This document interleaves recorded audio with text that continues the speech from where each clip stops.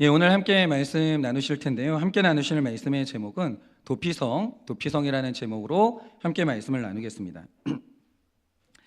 제가 이 여호수아서를 묵상할 때 이 도피성 본문이 나올 때마다 이제 드는 생각이 있는데, 우리 교회를 오래 다니신 분들은 이 본문이 익숙하죠. 그런데 저는 제가 이따가 사연을 말씀드리겠지만, 오늘 이 본문이 저한테는 너무 절박한 본문이에요. 그리고 오늘 이 본문을 보면서 새롭게 드는 생각인데, 그게 뭐냐면 하나님은 진짜 나를 구원하기로 아예 작정을 하셨구나, 아예 하나님이 작정을 하셨구나, 이 생각이 들고, 하나님은 내 구원을 놓고 실패할 생각 자체가 없으시구나, 오늘 이 생각이 너무 강하게 됩니다. 그러면 이제 왜 그러냐, 자, 한번 말씀을 볼게요. 우리가 지난주에 여호수아 19장 말씀을 묵상했는데, 정말로 천신만고 끝에, 아예 천신만고 끝에 그 어려운 땅의 분배가 온전하게 끝이 났습니다. 그런데 잘 보세요. 자, 땅 분배가 끝났어요. 이제 백성들이 거기서 살아가야 돼요. 그럼 이제 각 중요한 시설을 지어야 되는데, 그러면 이 땅에서 살아간다라고 할 때 제일 먼저 지어야 될 게 뭐겠습니까? 예를 들면 이런 거예요. 여러분, 이 시기만 해도 아직 예배를 드리는 이 성전이요, 건물이 아니었어요. 광야에서 쓰던 텐트 상태 그대로 있는 거예요. 천막 그대로. 여러분, 성막이 뭐예요? 이스라엘 백성들을 40년 가까이 이끌고 왔던 그 중심은 하나님이 임재하시는 성막이에요. 그리고 오늘도 백성들이 살아간다라고 할 때 그들이 하나님 앞에 은혜 받고 살아가려면 성막이 제일 중요해요. 그런데 놀라운 사실이 뭐냐, 하나님이 이 텐트를 제일 먼저 건물로 지어라, 내 집 먼저 지어라, 이러시는 게 아니에요. 오늘 하나님께서요, 내 집은 초라해도 상관이 없어, 내 집은 텐트여도 상관이 없어, 그거보다 먼저 지어야 될 게 있어, 이렇게 명하시는 게 있는 거예요. 그게 뭐냐, 도피성 지으라는 거예요. 여러분, 얼마나 어이가 없어요. 여러분, 이스라엘 백성들이 가나안 땅에 들어가고 나서요, 그들은 집도 생겼어요, 건물이 생겼어요, 성벽이 생겼어요. 그럼 이제 하나님의 성전을 지어야 될 거 아니에요. 그런데 하나님이 그러지 말라는 거예요. 난 텐트여도 상관없다는 거예요. 근데 그거보다 도피성이 먼저라는 거예요. 그런데 이 도피성이 저에게 왜 이렇게 갑자기 절박하고 은혜가 되는가? 여러분, 이 당시는요, 아직까지도 이제 신약 시대로 넘어오지 않았기 때문에 이제 도덕적인 법이 아직도 좀 원시적인 수준에 머물러 있어요. 그래서 이 당시에 어떤 사람이 살인을 했다, 그러면 눈에는 눈, 이에는 이에는 이 신명기의 법이 아직도 적용되는 시점이기 때문에 누군가 우리 아버지를 죽였어요, 우리 어머니를 죽였어요. 그럼 그 죄에 대해서 내가 똑같이 살인으로 보복을 해도 죄가 되지 않는 시대가 이 시대였다는 거죠. 그런데 하나님이 명하시는 게 뭡니까? 사람을 죽인 살인자가 도망가서 생명을 구할 수 있는 도피성을 빨리 만들라는 거예요. 빨리 만들라는 거죠. 그런데 만약 이 도피성이 살인을 원해서 계획적으로 살인한 의도적인 살인자가 도망가야 되는 성이다라고 하면 사실 저는 이 말씀이 감격이 되지 않아요. 왜 그러냐? 저 자신을 한번 객관적으로 좀 볼게요. 제가 지금 현재 제 상태를 객관적으로 보면 지금 저의 상태는 혈기로 가득 차 있거나 생각만 해도 이가 갈리는 원한의 대상은 없어요. 현재 제 상황은 지금 그런 상황이에요. 그런데 이제 예전에는 안 그랬어요. 예전에 누가 저한테 진짜 그런 질문을 해본 적이 있어요. 목사님은 부모 죽이고 싶었던 적이 있습니까? 물어본 적이 있어요. 저 있었어요. 어릴 때 제가 꿈도 꾼 적이 있어요. 아버지 머리에다 방아쇠를 대고 당기는 꿈을 꾼 적이 있었어요. 아버지가 너무 싫어서. 어머니 아버지 죽이고 싶었던 적이 있었어요. 그런 시절이 있었죠. 그런데 지금 저는 의도적으로 사람을 죽일 만한 상태는 지금 저는 아니에요. 그래서 지금 현재는 굉장히 큰 이변이 있지 않은 이상 그런 살인자가 된다라는 것은 사실은 굉장히 어려운 게 사실이에요. 그게 저의 지금 현재 상태죠. 그런데 오늘 하나님께서 다른 거 짓지 마, 내 성전 좀 짓지 마, 도피성 먼저 지어야 돼, 이렇게 급하게 하나님이 도피성을 지으시는 이유가 뭐냐, 너희가 약속의 땅에 정착하는 바로 이 시점부터 살인사건이 일어나는데, 자기가 살인을 저지르는 줄을 모르고 살인을 저지르는 부지 중에 살인사건이 일어나기 때문에 그들이 피하고 그들이 용서받을 도피성을 너는 성전보다 먼저 지으라는 거예요. 여러분, 이게 하나님의 우선순위예요. 여러분, 교회보다 중요한 게 있어요. 도피성이 먼저예요. 하나님의 성전이 텐트여도 상관이 없어요. 천막이어도 상관없어요. 먼저 도피성을 지어야 돼요. 왜 그러냐? 오늘 각 가정에서 살인사건이 일어나요. 각 교회에서 살인사건이 일어났어요. 계속해서 살인사건이 일어나게 있기 때문에, 그러나 하나님은 그 살인자도 살려야 되기 때문에 빨리 이 도피성을 지으라는 거예요. 그런데 제가, 하나님은 진짜 살아계세요. 하나님이 너무 살아계세요. 이럴 때마다 저는 진짜 소름이 끼치는데, 제가 이 말씀을 제가 잘못 전했으면 또 저는 또 의인이 돼가지고 여기 살인자 누구야? 빨리 도피성으로 피해. 막 이랬을 텐데, 하나님이 이 말씀이 제 말씀이 되게 하시는 사건을 이번 주에 겪게 하셨어요. 그게 뭐냐? 제가 다시 말씀드리지만, 누가 저에게 묻기를 네가 지금 누군가를 죽일 계획이나 의지를 가지고 있냐 물으면 진실로 저는 그런 마음이 없어요, 현재. 그런데 지금 누군가 저에게 묻기를 그런데 목사님은 살인한 적이 있습니까? 라고 물으면 그게 저의 끊어지지 않는 고통이고 그게 저의 괴로움이에요. 왜 그러냐면 이번 주에 실제로 그런 일이 있었거든요.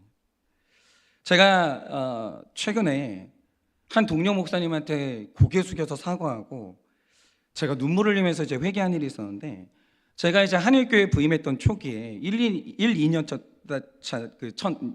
때에 제가 이제 부목사로 사역하고 있는 제 동료 목사님들을 만난 적이 있었어요. 근데 저는 그때 제가 진심으로 너무 힘들었어요.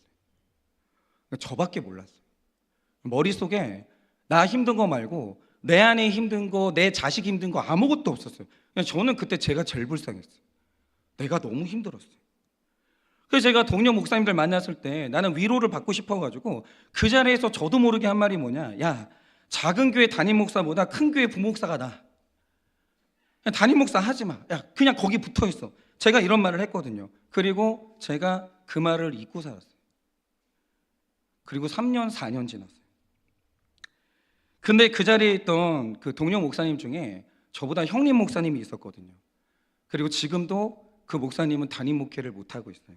그런데 그 형님 목사님이 그 말에 치명적인 상처를 받으신 거예요. 그때 우리 목사님은 나이가 차가고 있었고 아직은 부르심을 받지 못했기 때문에 사실 그 목사님이 절박하게 기도하고 있었어요. 하나님, 저 작은 교회라도 좋아요. 몇 명 없어도 좋으니까 하나님 한 교회를 맡겨주세요. 저 목숨 걸고 목회할게요. 그 형님 목사님이 금식하면서 기도하는 중이었거든요. 그런데 어느 날 나의 간절한 기도가 이루어진 그 사람이 너무나 절박한 내 앞에서 작은 교회 목사 아무것도 아니라는 거예요. 큰 교회 부목사가 나으니까 거기에 있으라는 거예요. 너무 큰 상처를 받으신 거예요. 어떻게 네가 내 사정을 알면서 어떻게 저런 말을 할 수가 있나. 그러면서 이 목사님이 계속 생각이 돌아가는데, 혹시 나 조롱했던 말인가? 나 상처받으라고 일부러 저런 말을 했나? 혹시 내 앞에서 자기 과시를 했나? 어떻게 저렇게 잔인할 수 있지? 이것 때문에 목사님이 4년을 상처를 받으신 거예요. 그리고 죽어가다가 나는 목회를 하면 안 되는 사람인가? 진짜 나는 비전이 없는 사람인가? 목회를 그만둬야 되나? 여기까지 생각하셨다는 거예요. 그러다가 겨우겨우 하나님의 부르심을 다시 회복하고 그리고 저한테 그 말씀을 해주신 거예요. 나 4년 전에 너무 아팠다. 근데 최근에 제가 그 말을 듣는데 이게 미안한 걸 넘어서서 너무 충격이 되는 거예요. 왜냐? 여러분, 지금 제가 한 멘트, 이거 정신 나간 멘트거든요. 여러분이 지금 들으셔도 이해되시죠? 그분이 얼마나 상처를 받았을지. 도대체 제가 얼마나 정신 나간 멘트를 한 건지 여러분도 이해가 되시죠? 그리고 저의 소중한 동료 목사님 한 분이 그 말을 듣고 사역을 그만둘 뻔했어요, 이분이. 근데 제가 지금 너무 무서운 게 뭐냐면 내가 그 말을 했던 게 생각이 안 나요. 그게 하나도 생각이 안 나요. 그리고 내 말 때문에 내가 생각이 안 나기 때문에 내 말 때문에 그분이 심장이 찔려가지고 피 흘려가지고 죽어가고 있다는 사실을 4년 동안 몰랐어요. 말해주기 전까지. 그러니까 이게 지금 내 머리가 왜 이렇게 된 건지, 내가 좀 어떻게 된 건지를 모르겠는데 지금 제 앞에서 내 말에 상처받아가지고 4년을 몇 날 며칠을 피를 흘리면서 죽어갔던 사람이 내 앞에 있거든요. 말해주기 전까지 몰랐어요. 그 사람이 죽어가고 있었어요. 그런데 내가 한 짓이 기억이 안 나거든요. 그런데 다른 사람이 저 앞에서 지나가면서 사소하게 했던 그 10년 전의 작은 말실수 있잖아요. 그 다 기억나요. 내 머리가 도대체 어떻게 되는지를 모르겠어요. 내가 한 살인은 기억이 안 나요. 다른 사람이 한 기분 나쁘게 한 말실수가 다 기억나요. 그럼 어떻게 해야 되는지를 모르겠어요, 제가. 이게 하나님이 사람을 죄인이라고 할 때 그 죄인의 핵심이 지성이거든요. 지적인 타락이에요. 이게 죄인의 기억력이에요. 그래서 제가 살인자 주제에 4년을 억울했어요. 4년을 원망했어요. 4년을 그분이 저한테 그 말을 해주기 전까지 난 내가 의인인 줄 알았어요.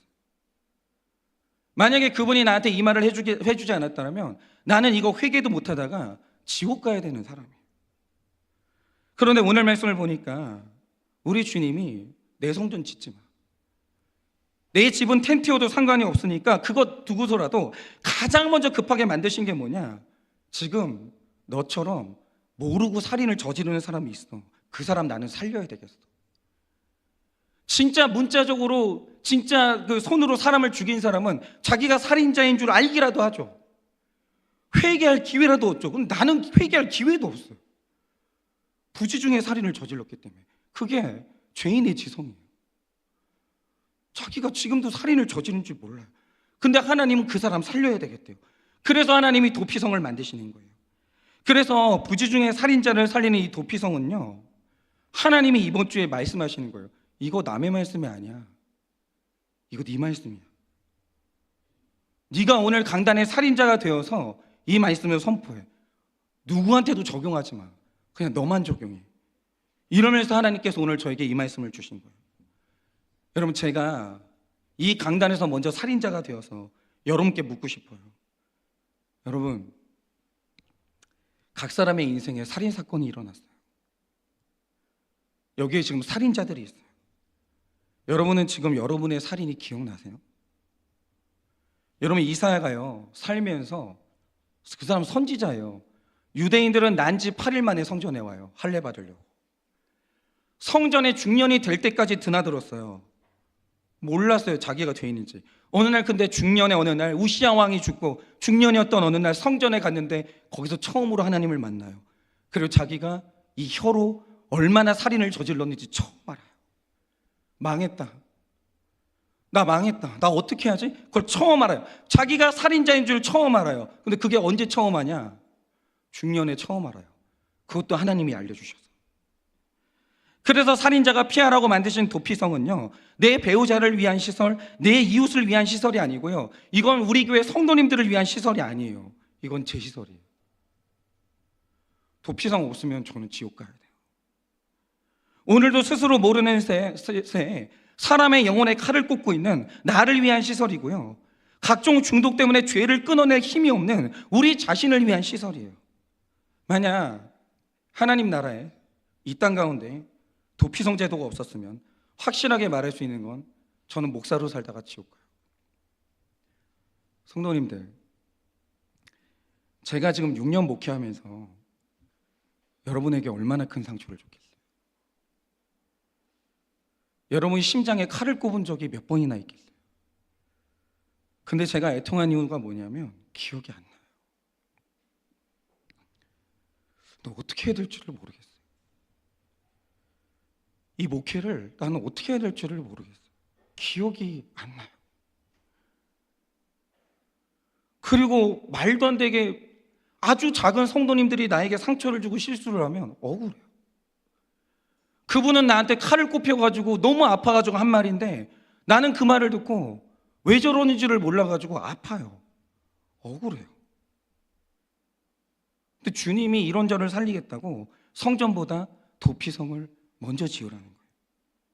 그래서 오늘은 이 도피성을 묵상하면서 가장 먼저 오늘 여러분 앞에 이 도피성은 박현성 목사를 위한 도피성이라는 깨달음으로 이제 시작을 하려고 하고요.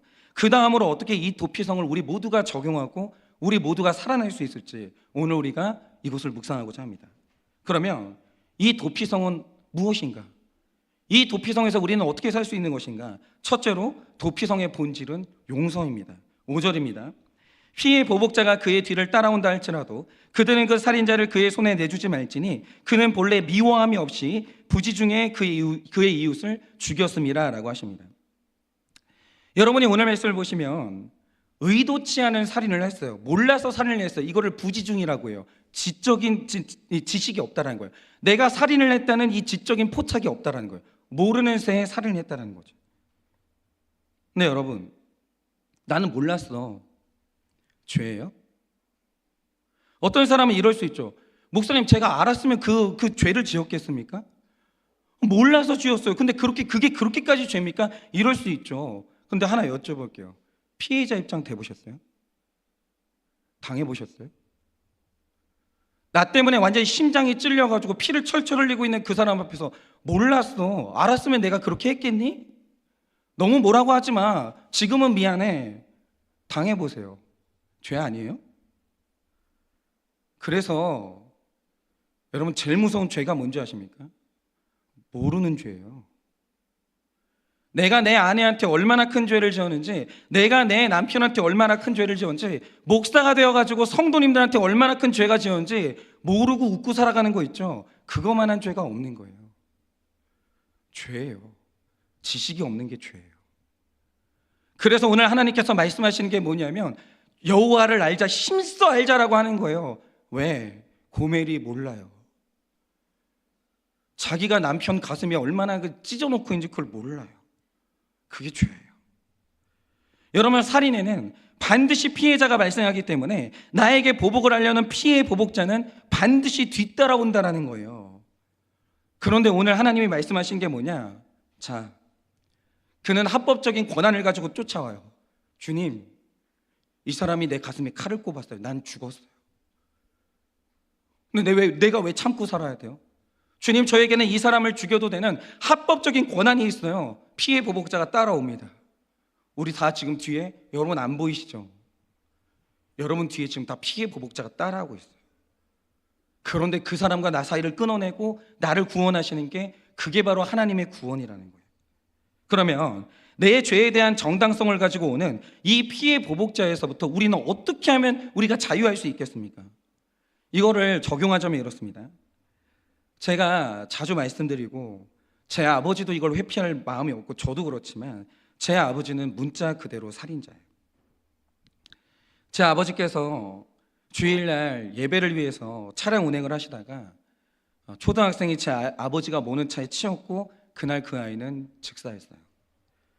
치료받을 기회도 없었어요. 그 아이는 그 자리에서 죽었어요.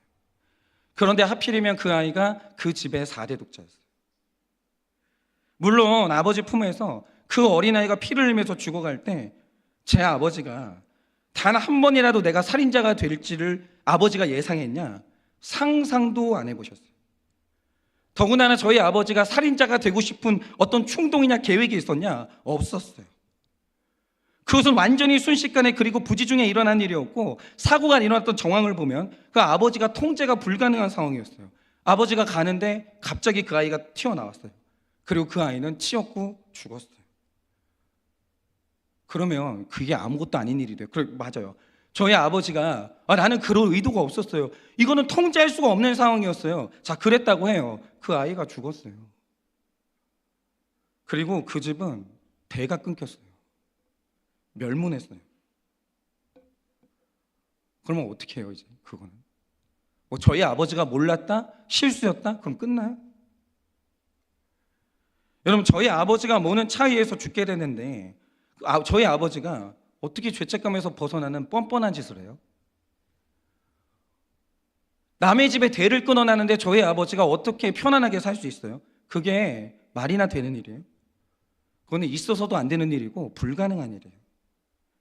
그러니 제 아버지가 하나님 앞에서 회개도 했고 그 상황을 이해하사 하나님이 용서도 하셨지만 저희 아버지는 못 잊어요.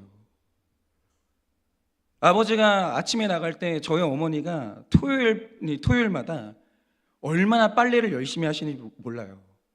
내 남편이 목회자고 양복을 입고 설교를 해야 되기 때문에 저희 어머니는 언제나 손빨래를 하셨어요. 정말 하얀 양복을 입고 와이셔츠를 입고 저희 아버지가 나가셨거든요. 그날 돌아올 때 저희 아버지 셔츠 색깔이 빨간색이었어요. 그 아이를 안고 품에 안고 병원에 데려다주고 돌아올 때 피 범벅이었어요. 그 피비린내, 그 죽어가지고 축 늘어진 애를 병원에 데려다 놓을 때 그 느낌, 그거 어떻게 잊어요? 나 때문에 그 어린애가 꽃도 피우지 못하고 죽었다는 그 죄책감. 기쁘고 좋은 일이 있을 때마다 그 애가 나 때문에 죽었는데 내가 웃어도 되나? 맛있는 게 있어요. 내가 이 좋은 거 먹어도 되나?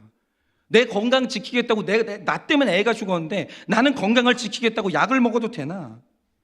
나는 이 평생 우울하고 아파하고 스스로 고생하다가 그렇게 비참하게 죽어야 되는 게 그게 최소한의 양심 아닌가? 이런 식으로 인생의 좋은 것을 다 박탈하는 자책감이 피의 보복자가 되어가지고 감옥에 있던 제 아버지를 밤낮으로 괴롭혔어요. 죽어. 네가 오늘 이 일이 왜 일어난 줄 알아? 네가 일평생 죄를 짓고 살았으니 하나님이 네 인생을 징계하신 거야. 죽어. 네 인생에는 하나님이 없다고. 죽으라고. 정말 제 아버지를 얼마나 괴롭혔는지 몰라요.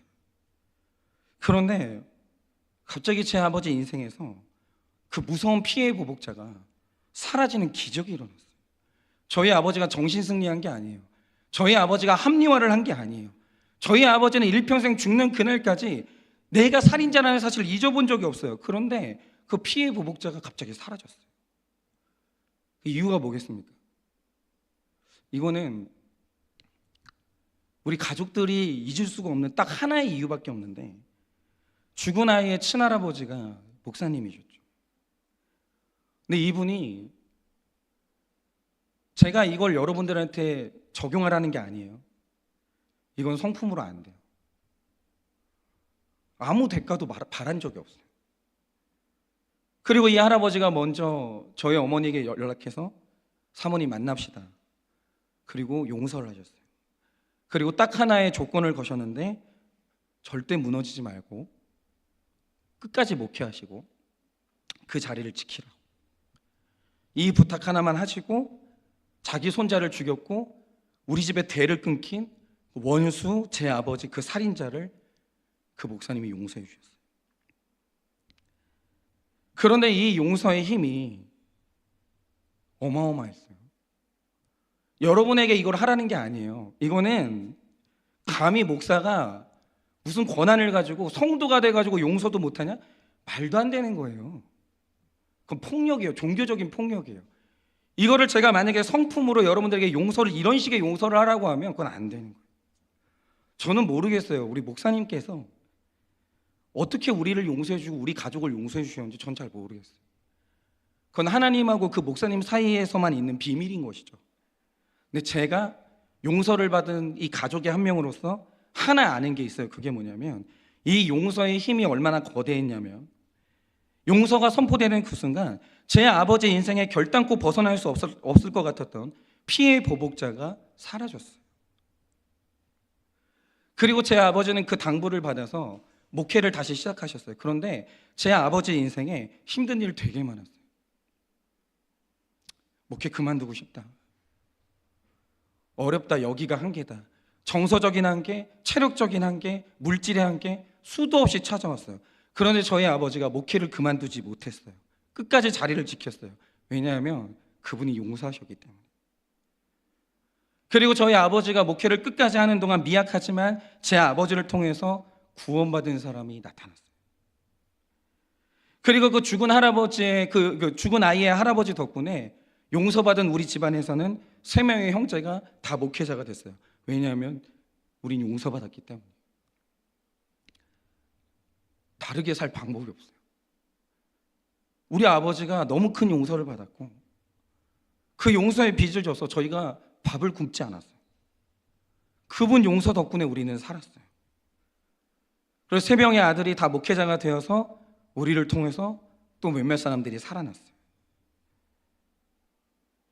그러니까 이 죽은 아이의 할아버지는 내 손자를 하나님께 바치고 이 용서가 너무 많은 사람을 살렸어요. 근데 여러분 생각을 해보세요.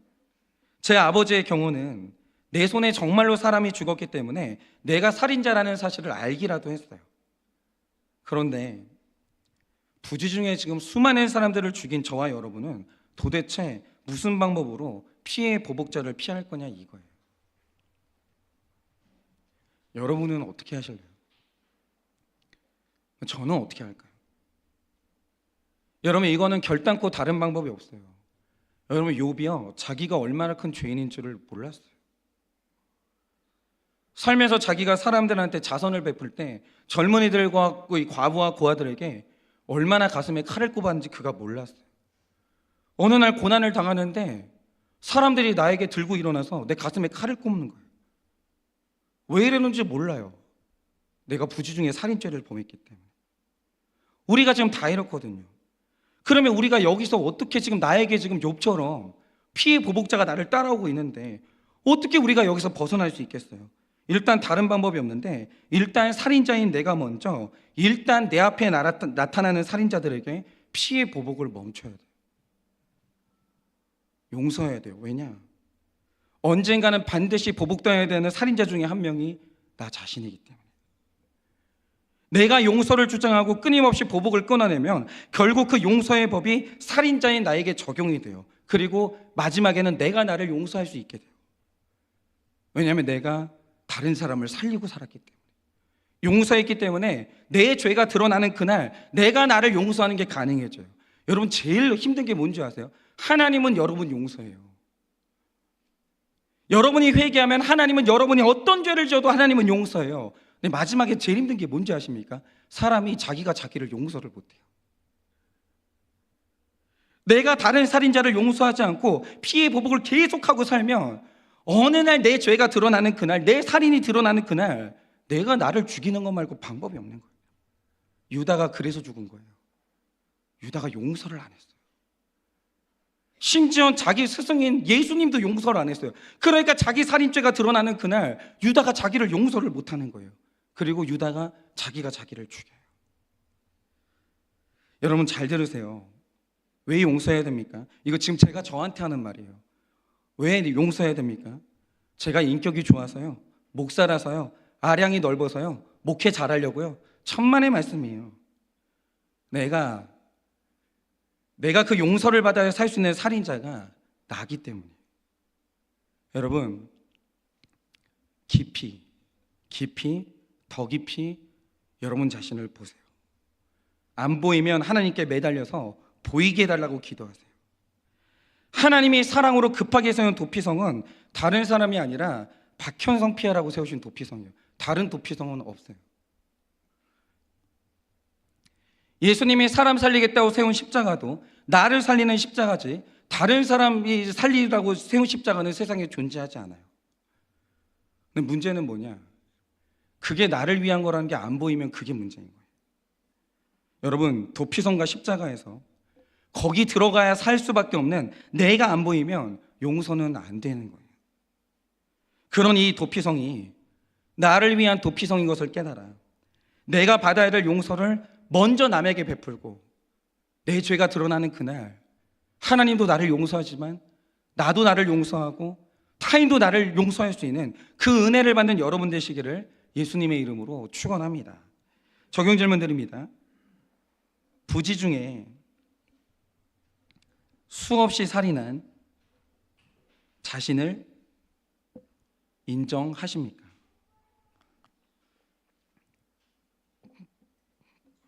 부지 중에 수없이 살인한 자신을 인정하십니까?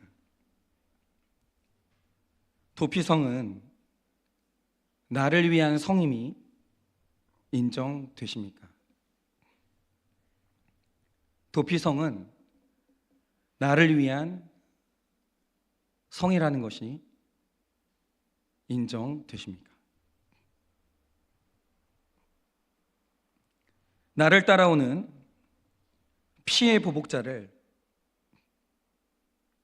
끊어내는 길은 용서밖에 없음을 믿습니까? 피해 보복자를 끊어내는 길이 용서밖에 없음을 믿으십니까? 내가 용서받기 위해서 용서해야 하는 사람은 누구입니까? 이거 강요로 들으시면 안 돼요. 못 하셔도 돼요. 안 하셔도 돼요. 그러나 주님께 매달리세요. 내가 용서받기 위해 용서해야 하는 사람은 누구입니까? 둘째로 도피성은 자백해야 살 길이 열립니다. 4절입니다. 이 성읍들 중에 하나에 도피하는 자는 그 성읍에 들어가는 문 어귀에 서서 그 성읍의 장로들의 귀에 자기의 사건을 말할 것이요 그들은 그를 성읍에 받아들여 한 곳을 주어 자기들 중에 거주하게 하고 라고 하십니다. 여러분, 지금 이 말씀을 보면 굉장히 성경 전반에서 하나님이 양보를 안 하시는 굉장히 중요한 구원의 원리를 보게 되는데, 지금 이 말씀을 보면 도피성을 세웠어요. 근데 도피성에 그냥 못 들어가요. 도피성에 들어가서 살 수 있는 아주 중요한 딱 하나의 방법이 기록되어 있는데, 여러분, 제가 뭔가 왜 이론을 만들어가지고 하는 게 아니에요. 여러분 잘 보세요. 어떤 사람이 부지 중에 나도 모르는 새에 살인을 저질렀어요. 그리고 죄를 지었어요. 그런데 내가 그 자리에 서가지고 저는요 이거 의도적으로 한 게 아니에요, 몰랐어요, 실수예요, 억울해요 외쳐봐도 피해 보복자가 오면 죽는 거예요. 그리고 피해 보복자는 아무 죄를 치르지 않는 거예요. 네가 우리 아버지를 죽였고 네가 우리 어머니를 죽였고 네가 내 아들을 죽였기 때문에 너는 자비를 바라지 마. 죽여요. 죽는 거예요. 여러분, 피해 보복자는 자비가 없어요. 그래야 될 이유도 없고. 그런데 여러분, 그렇기 때문에 여러분이 살인자가 살려면 반드시 하나밖에 없는데 명하신 도피성으로 피해야 돼요. 그런데 말씀을 보시면 도피성으로 들어간다라고 할 때 그냥은 못 들어가요. 문 안 열어줘요. 여러분, 이 영적인 원리를 보세요. 여러분, 딱 하나의 방법밖에 없는데 그게 뭐냐? 그 성읍의 장로들에게, 그가 도피성에 도착합니다. 문 앞에 서요. 장로들에게 말하는 거예요. 말씀을 보면 자기 사건을 말할 것이요 이래요. 제가 어떤 상황에서 어떤 방식으로 제가 살인자가 됐습니다 말을 하는 거예요. 그런데 이 부지 중에 일어난 사건이라는 게 입증이 되면 그때는 들어갈 수가 있는 거예요. 그런데 장로들한테 말을 안 하는 거예요. 조용히, 아무도 몰라. 내가 없어지고 나면 내가 멀리 외국에 돈 벌러 갔다고 그렇게 얘기를 해. 내가 잠깐 병 들어가지고 병 고치러 어디로 갔다고 얘기를 해. 절대 말하지 마. 그러면서 조용히 아무에게도 말하지 않고, 이 도피성에 들어갈 수 있는 방법이 있냐? 없어요. 없다고요. 입장이 거부되는 거예요. 그런데 이런 자기 고백을 신약의 표현으로 하면 이걸 회개라고 하는 거예요. 하나님이 나랑 해결하라고 말하지 않아요. 장로들 앞에서 너는 어떤 죄를 지었는지 말할 것이요 이렇게 얘기하는 거예요. 그러니까 회개에서 중요한 것은 자기 죄상을 미화하거나 축소하거나 숨기지 말아야 된다는 거예요. 말해야 되는 거예요. 내가 얼마나 큰 죄를 지었는지 말해야 된다는 거죠. 내가 지은 죄를 있는 그대로 고백해야 되는 거예요. 있는 그대로. 이걸 생략하면 안 되는 거예요. 여러분 잘 들으세요. 불륜은 불륜이에요. 로맨스가 아니에요. 여러분이 어떤 식으로 어떤 모양으로 이성과의 관계를 여러분이 미화시키고 합리화시키고 축소시키려고 해도 그건 불륜이에요. 로맨스 아니에요. 자꾸 다른 데서 변명하지 마세요. 우리 아내가, 우리 남편이 나를 외롭게 했고 저를 이렇게 만들었다라고. 맞아요, 그럴 수 있어요. 그러나 중요한 건 뭐냐면 죄라고 인정하시라고요. 죄라고. 목사님이 살아보셨어요? 목사님이 제 입장 되면 목사님도 그렇게 하실걸요? 맞아요, 그럴 수 있어요. 그런데 죄인 걸 인정하라고요. 여러분, 그걸 인정하지 않고서는 여러분 장로들은 이 도피성의 문을 열어줄 수가 없는 거예요.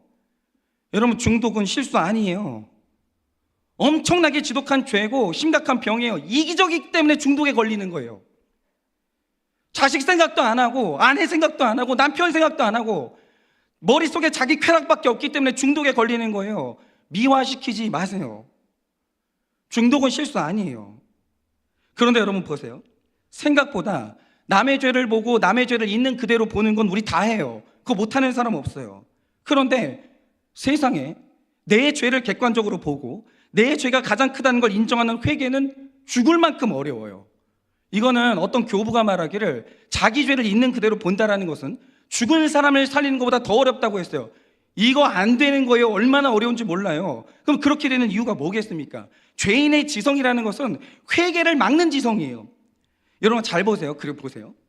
아주 결정적이고 중요한 이 죄인의 인식체계가 있는데, 여러분이 누가복음 18장을 보시면 바리새인과 세리의 기도가 나와요. 그러나 이 기도에서 주목할 게 두 개 있어요. 그게 뭐냐? 바리새인은 죽어도 끝까지 자기 죄를 못 봐요. 그리고 자기가 했던 의로운 행위만 생각나요. 기도 내용에 이런 기도가 있습니다. 나는 불의한 적이 없어요, 주님. 난 간음한 적이 없어요. 이런 식으로 바리새인이 생각만 하면 자기 의로움만 생각나는 거예요. 이유가 뭐냐? 그 기도를 잘 보세요. 그 기도에 심각한 문제가 있는데, 기도에 이런 내용이 있습니다. 나는 간음하는 자들과 같지 아니하고 세리와도 같지 아니함을 감사합니다, 이래요. 그러니까 이 바리새인이 회개를 죽었다 깨어나도 못하는 이유가 뭐냐? 자꾸 사람 쳐다봐요. 여러분, 제 어머니가 신앙생활하고 제가 신앙생활하다 억울해할 때마다 저한테 해주신 말씀이 있어요. 신앙생활 사람 보고 하는 게 아니야. 근데 있잖아요, 이게 나는 그냥 하는 말인 줄 알았는데 이게 내 구원에 얼마나 중요한 말인지 나는 몰랐어요. 신앙생활하면서 이거 벗어나면 신앙생활이 안 된다는 걸 몰랐어요. 어른들이 하는 말은 그냥 하는 말이 하나도 없어요. 현성아, 신앙생활 사람 보고 하는 거 아니야. 큰일 나, 이러는 거예요. 바리새인이요, 끝도 없이 사람 쳐다봐요. 사람만 봐요. 그렇죠. 사람 보면 나보다 못한 인간 많죠. 내가 그 사람들보다 잘난 것 같아요. 그러면 절대 자기가 가장 큰 죄인이라는 거 몰라요. 그런데 이 세리의 기도를 보면 정반대의 특징이 있어요. 그게 뭐냐? 세리는 자기 죄를 인정하거든요. 자기가 완전 큰 죄인이라는 거예요. 근데 그 기도를 보면 놀라운 영적인 포인트가 있어요. 그게 뭐냐? 이렇게 기도합니다. 하나님이여, 불쌍히 여기소서, 나는 죄인입니다, 이래요. 이게 뭐냐? 세리는 하나님만 봐요.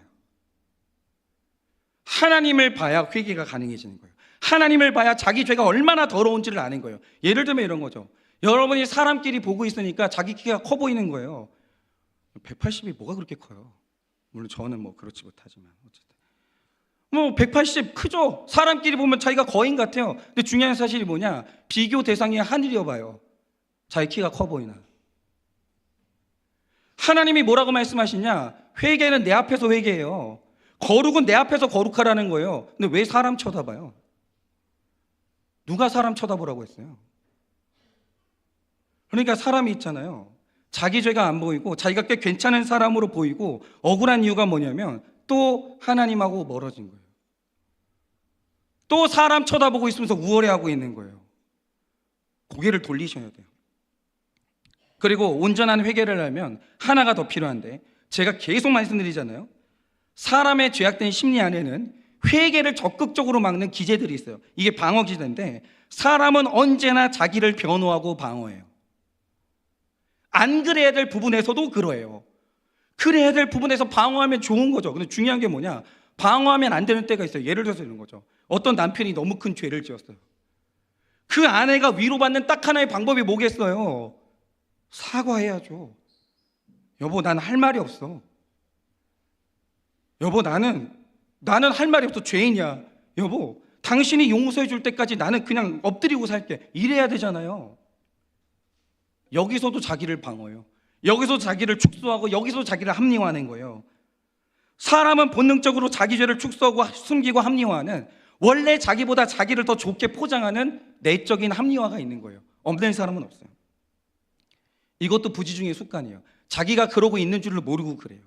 그러니 야고보서 5장 16절은 그걸 방지하기 위해서 굉장히 중요한 걸 말하는데 이렇게 말합니다. 그러므로 너희 죄를 서로 고백하며 병이 낫기를 위하여 서로 기도하라. 의인의 간구는 역사하는 힘이 큼이라. 이렇게 말해요. 뭐죠? 변명하지 않은 온전한 회개는 병이 낫게 하는 역사하는 힘이 큰데, 그러려면 온전한 회개는 나 혼자 안 돼요.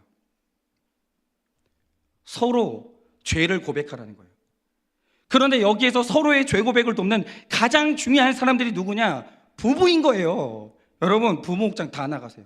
제발 부탁드려요. 제발 좀 부탁드려요. 부부 목장 나가세요.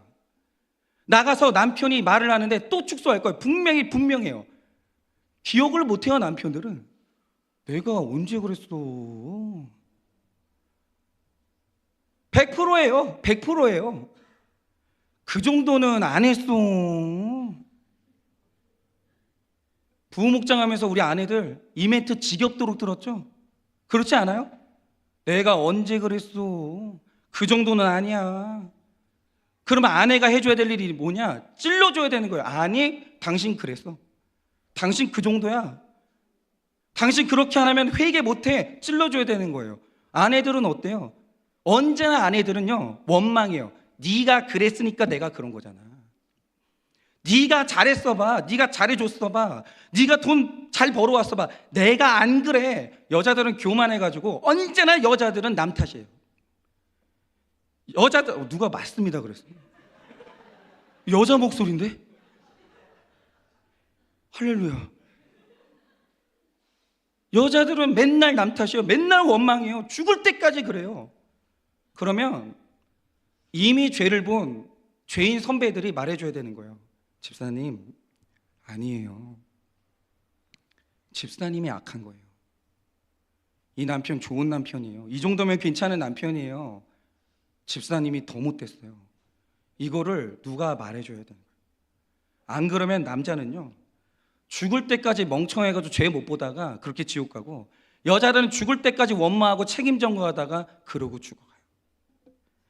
여러분, 내 배우자마다 내 죄를 잘하는 사람이 누가 있어요? 없어요.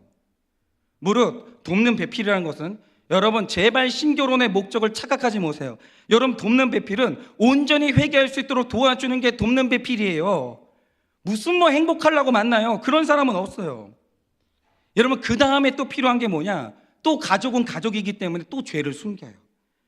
그렇기 때문에 우리가 서로의 죄를 고발해주는 공동체가 필요한 거예요. 그런데 우리가 서로의 죄를 고백하며 서로의 회개를 도와주면 그때 내가 사는 도피성에 들어갈 수 있는 거예요. 이거 아니면 도피성 못 들어가요. 저도 그 목사님이 말을 안 해줬으면 난 어떻게 했을 것 같았어요. 나는 또 열심히 목회하는 목회자인 척, 난 정말 내가 그런 사람인 척, 내가 나한테 속다가 저는 지옥 갈 거 아니에요.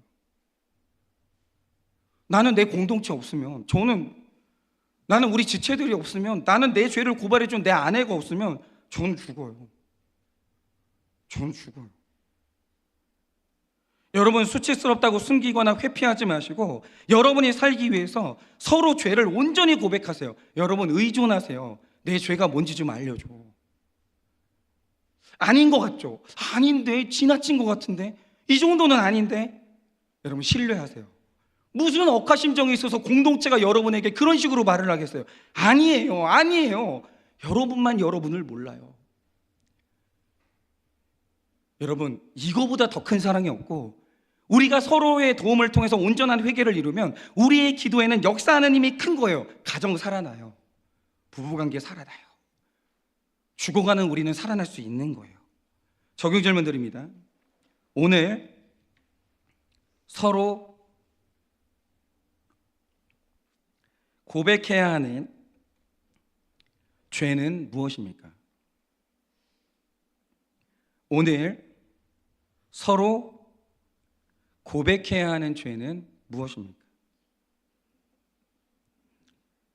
우리 가정은 서로 죄를 고백할 수 있는 도피성입니까?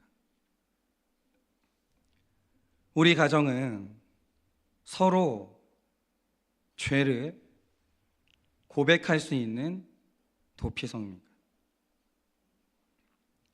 수치를 피하기 위해 다른 곳으로 도망가고 있습니까? 수치를 피하기 위해 다른 곳으로 도망가고 있습니까? 셋째로, 택함 받은 사람만 도피성에 들어갑니다. 6절에서 9절입니다. 그 살인자는 회중 앞에 서서 재판을 받기까지 또는 그 당시 대제사장이 죽기까지 그 성읍에 거주하다가 그 후에 살인자는 그 성읍 곧 자기가 도망하여 나온 자기 성읍 자기 집으로 돌아갈지니라 하라 하시니라. 이에 그들이 납달리의 산지 갈릴리 게데스와 에브라임 산지와 세겜과 유다 산지의 기럇아르바 곧 헤브론과 여리고 동쪽 요단 저쪽 르우벤 지파 중에서 평지 광야의 베살과 갓 지파 중에서 길르알 라못과 므낫세 지파 중에서 바산 골란을 구별하였으니 이는 곧 이스라엘 모든 자손과 그들 중에 거류하는 거류민을 위하여 선정된 성읍들로서 누구든지 부주 중에 살인한 자가 그리로 도망하여 그가 회중 앞에 설 때까지 피해 보복자의 손에 죽지 아니하게 하기 위함이라 라고 하십니다. 지금 여러분이 읽은 도피성의 기록을 보시면 지금 각 가정에 그런 가정이 있을 거예요.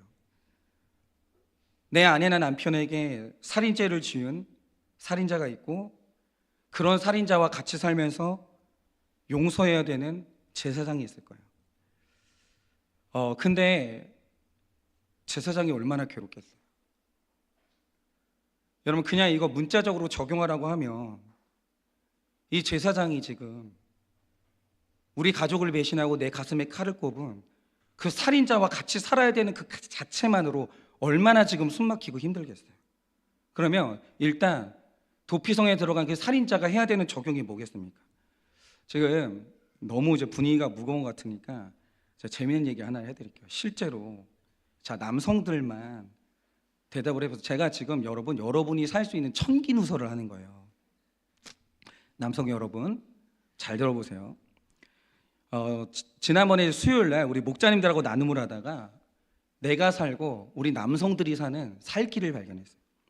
자, 제가 남성들한테 이제 퀴즈를 낼 테니까 대답을 해보세요. 어느 날 여러분이 바람을 피웠든 뭘 하든 죄를 짓다가 아내한테 걸렸어요. 죽었어 이제 여러분. 살 길이 없어요. 이거는 아내가 아무리 생각해도 칼을 갈고 있을 것 같아요. 지금.